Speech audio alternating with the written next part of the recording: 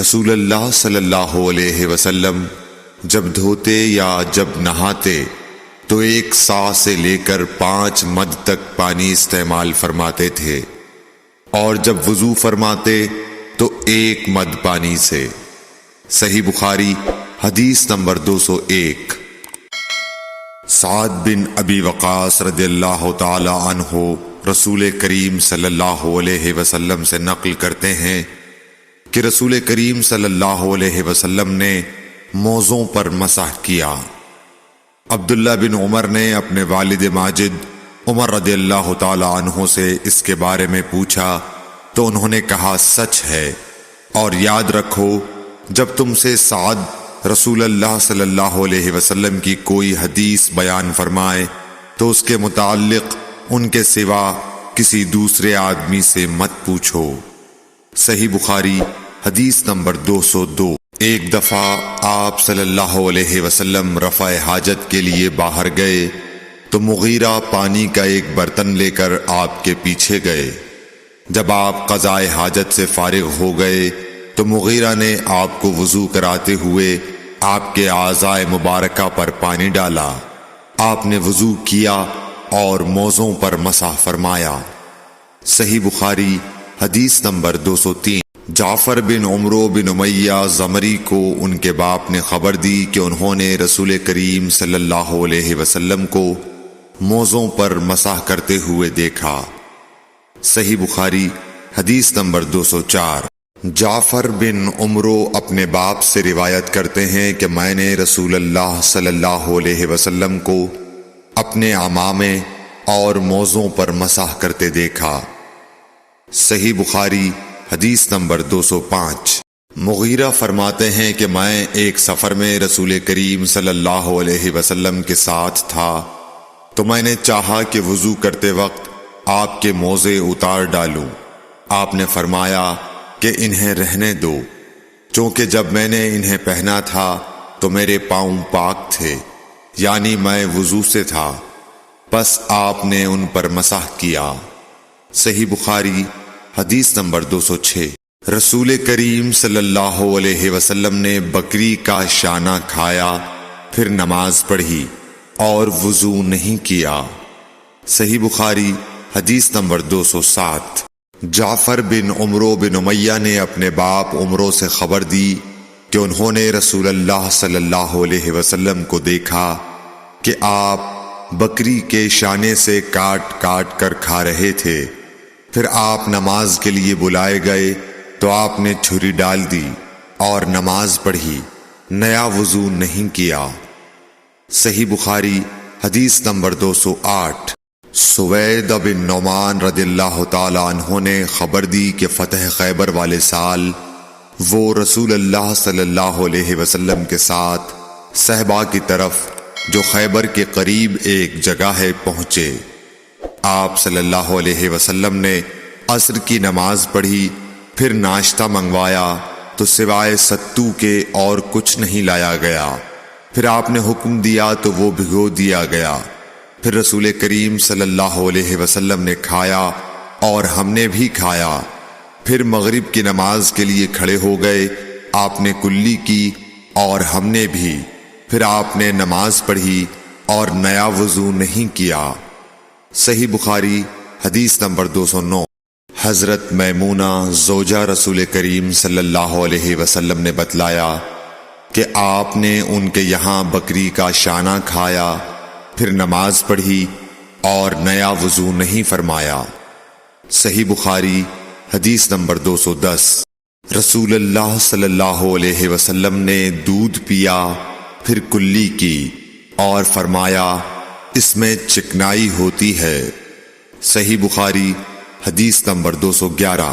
رسول کریم صلی اللہ علیہ وسلم نے فرمایا کہ جب نماز پڑھتے وقت تم میں سے کسی کو اونگ آ جائے تو چاہیے کہ وہ سو رہے یہاں تک کہ نیند کا اثر اس سے ختم ہو جائے۔ اس لیے جب تم میں سے کوئی شخص نماز پڑھنے لگے اور وہ اونگ رہا ہو تو وہ کچھ نہیں جانے گا کہ وہ خدا سے مغفرت طلب کر رہا ہے یا اپنے نفس کو بد دعا دے رہا ہے۔ صحیح بخاری حدیث نمبر 212۔ رسول اللہ صلی اللہ علیہ وسلم نے فرمایا کہ جب تم نماز میں اونگھنے لگو تو سو جانا چاہیے، پھر اس وقت نماز پڑھے جب جان لے کہ وہ کیا پڑھ رہا ہے۔ صحیح بخاری حدیث نمبر 213۔ حضرت انس روایت کرتے ہیں کہ رسول کریم صلی اللہ علیہ وسلم ہر نماز کے لیے نیا وضو فرمایا کرتے تھے۔ میں نے کہا تم لوگ کس طرح کرتے تھے؟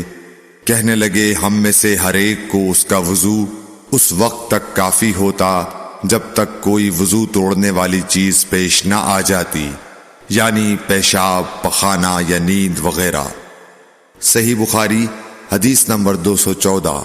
سوید بن نعمان رضی اللہ تعالی عنہ نے بتلایا کہ ہم خیبر والے سال رسول اللہ صلی اللہ علیہ وسلم کے ہمراہ جب صحبہ میں پہنچے تو رسول کریم نے ہمیں عصر کی نماز پڑھائی۔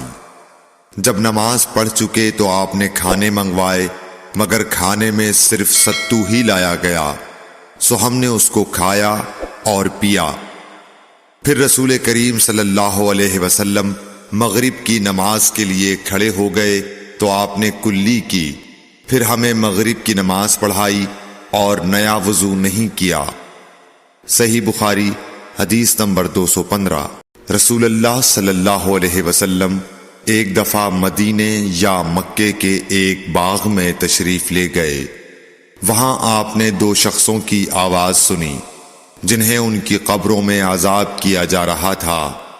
آپ صلی اللہ علیہ وسلم نے فرمایا کہ ان پر عذاب ہو رہا ہے اور کسی بہت بڑے گناہ کی وجہ سے نہیں۔ پھر آپ صلی اللہ علیہ وسلم نے فرمایا بات یہ ہے کہ ایک شخص ان میں سے پیشاب کے چھینٹوں سے بچنے کا اہتمام نہیں کرتا تھا اور دوسرا شخص چغل خوری کیا کرتا تھا۔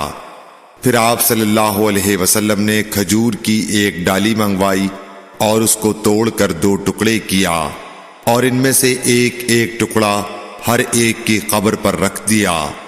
لوگوں نے آپ صلی اللہ علیہ وسلم سے پوچھا کہ یا رسول اللہ یہ آپ نے کیوں کیا؟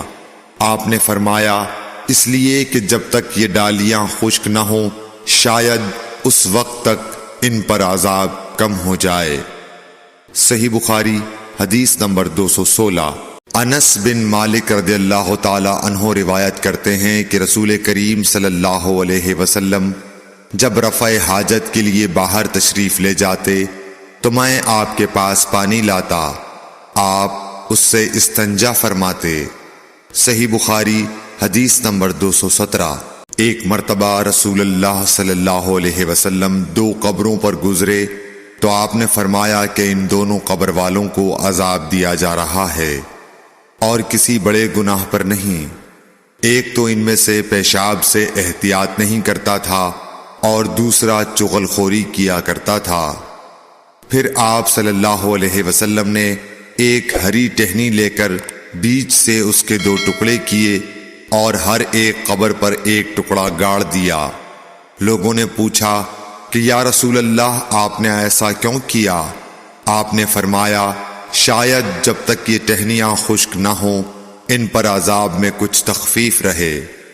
صحیح بخاری حدیث نمبر 218۔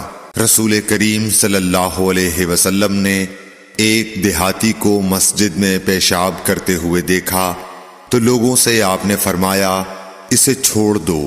جب وہ فارغ ہو گیا تو پانی منگوا کر آپ نے اس جگہ بہا دیا۔ صحیح بخاری حدیث نمبر 219۔ حضرت ابو ہریرہ رضی اللہ تعالی عنہ نے فرمایا کہ ایک اعرابی کھڑے ہو کر مسجد میں پیشاب کرنے لگا تو لوگ اس پر جھپٹنے لگے۔ یہ دیکھ کر رسول کریم صلی اللہ علیہ وسلم نے لوگوں سے فرمایا کہ اسے چھوڑ دو اور اس کے پیشاب پر پانی کا بھرا ہوا ڈول یا کچھ کم بھرا ہوا ڈول بہا دو، کیونکہ تم نرمی کے لیے بھیجے گئے ہو، سختی کے لیے نہیں۔ صحیح بخاری حدیث نمبر 220۔